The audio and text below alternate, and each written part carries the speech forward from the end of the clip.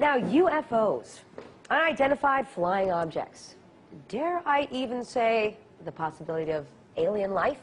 It's something that we know very little about, and something that many speculate the government has actively covered up. Well, there's now a new book called UFOs, Generals, Pilots, and Government Officials Go on the Record. It's a series of essays about officially documented and investigated UFO cases that were considered unexplained by government and military investigators. But is the book aiming to make us all believers, or just to change attitudes? Well, joining me from our New York studio is the author, Leslie Kean. She's also the Director of Investigations for the Coalition for the Freedom of Information. Leslie, thanks so much for joining us. I want to ask you first, what are you trying to achieve with this book here?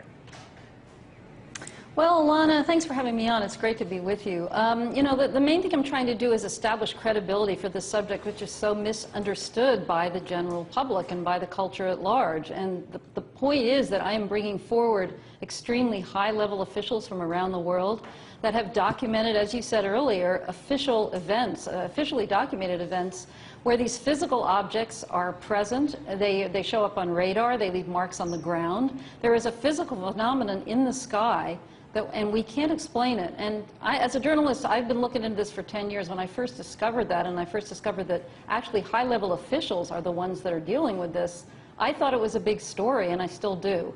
And my book brings forward these people writing, as you said, they're writing about this issue in their own words. So I'm letting people hear directly from them, and that gives it a special power. But so you are trying to be very careful, right? You're not necessarily saying that a UFO is an alien, or that there is alien life out there, but you're just saying that these are unidentified flying objects. There sometimes have been metal plates flying around in the sky, and nobody's really looked into it or let us know that it's the truth?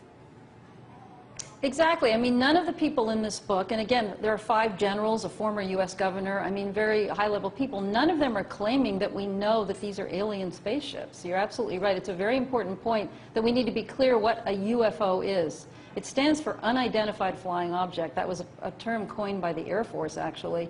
We don't know what these objects are. That's the bottom line. And now, a lot of these generals, and again, people who have investigated this for various governments, have proposed that they could be extraterrestrial. And what we're all asking for in this book, that we think it's important enough that the scientists around the world pool their resources and try to find out what they are. I mean, who could not want to know that when there are strange things flying around the sky that behave in ways that we don't have technology for? We can't explain them. If there's even a small chance they could be coming from somewhere else, it seems to me it's worthy of our attention, and we need to find out more about them. Well, I think the unexplained both, fascinates and scares people. And if there's anybody that would be worried about something that they couldn't necessarily explain, that they know they couldn't defeat, that probably would be the U.S. government and the U.S. military.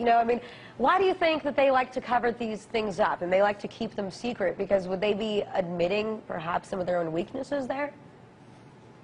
Yeah, I mean, it's possible, and again, we don't know to what extent things are being kept secret by the government. We don't know to what extent they do know what these things are or don't know what they are, but certainly they must be baffled by them. And, it's understandable to me that a government would not want to, especially the United States government, would not want to step out and say, well, there's strange things flying around our skies, they affect aircraft, they sometimes affect national security, and gosh darn it, we can't tell you what they are and we have no control over them.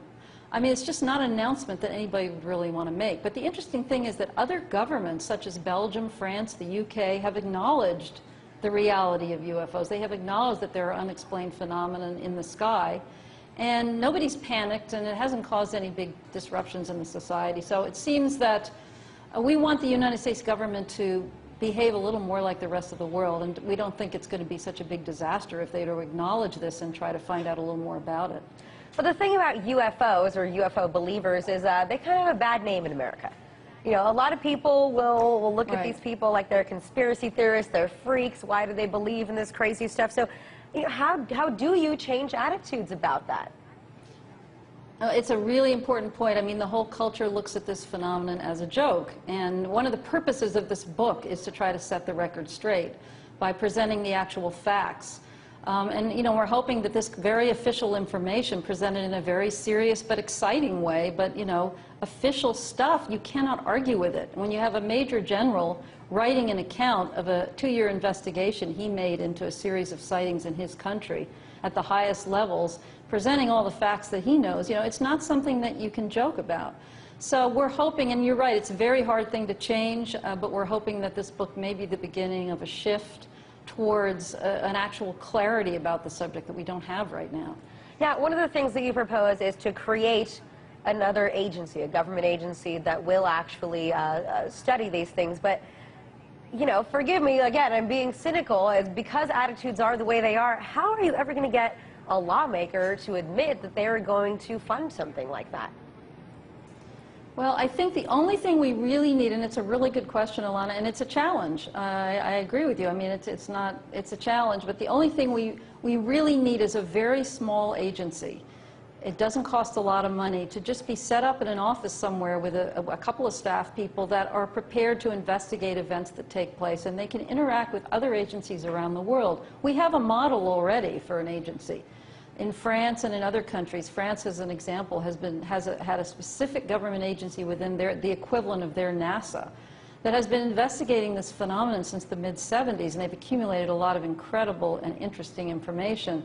So we don't have to, it's not like if they set this agency up, they're just saying, well, there's something here that maybe we should look into a little bit in cooperation with the rest of the world. They're not saying anything else than that, and I don't think that's such a stretch. Yeah, well, you know what? I'm all for it. I think these days you're going to be hard-pressed to convince a politician to spend more money on another agency.